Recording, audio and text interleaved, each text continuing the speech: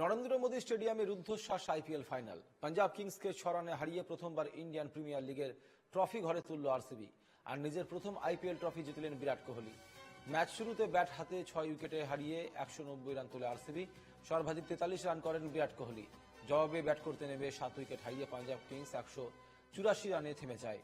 বল হাতে ম্যাচের সেরা স্পেলটি করলেন কুনাল পান্ডিয়া।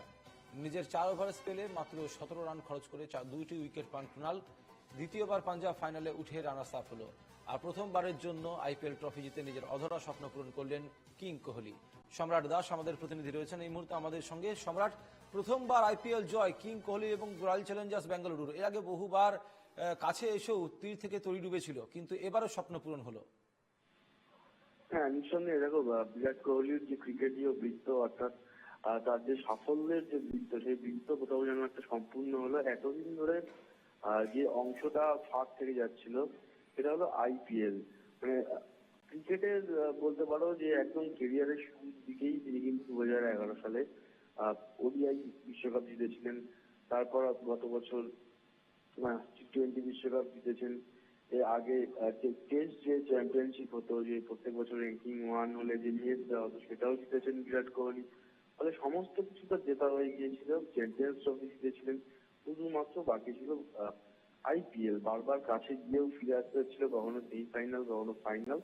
অবশেষে এই বছর অর্থাৎ গতকাল আমরা দেখলাম বিরাট কোহলি তিনি আইপিএল জিতলেন এবং তার ক্রিকেটীয় বৃত্ত কোথাও একটা সম্পূর্ণ হলো।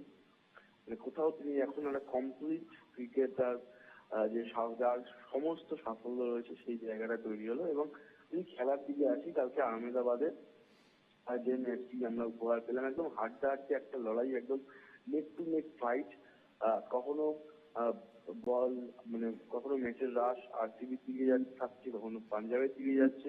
এই যে পেন্ডুলামের মতো দোলাচল, এই দোলাচলে শেষ পর্যন্ত বিরাট কোহলির দল অর্থাৎ আরসিবি সেই জয়লাভ করলো। এবং বিরাট কোহলির পাশাপাশি আরেকজন একটা মানে কোথাও গিয়ে ওই আমরা বলি না যে ট্র্যাজিক হিরো, সেই শশাঙ্ক ট্র্যাজিক হিরো রইলেন। তার লড়াই শেষ দিকে আমরা দেখলাম, যখন প্রায় আরসিবি জিতে গেছেই এটা ধরে নেওয়া হয়েছিল, সেই জায়গা থেকেই সেই মানে গ্যাপটাকে অনেকটা ক্লোজ করে নিয়ে আসলেন। যেখানে মনে হচ্ছিল যে হয়তো পাঞ্জাব 30-40 রানে হারবে, সেখান থেকে মাত্র 6 রানে হার।